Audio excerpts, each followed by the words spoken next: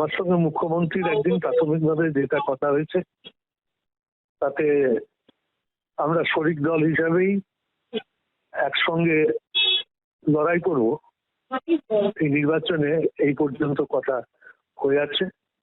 কারণ এনডিএতে এনসিপিআই এখন দ্বিতীয় বৃহত্তম দল। আমাদের নিচে আছেন চন্দ্রবাবু নাইডু, তারও নিচে আছেন নীতিশ কুমার। সুতরাং লোকসভাতে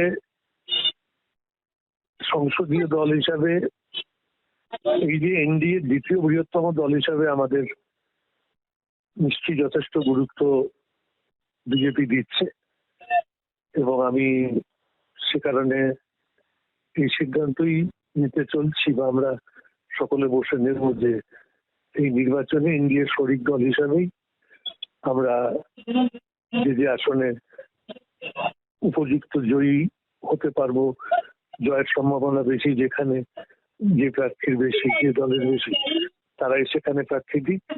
এর পটভূমিতেই আলোচনা শুরু করবো।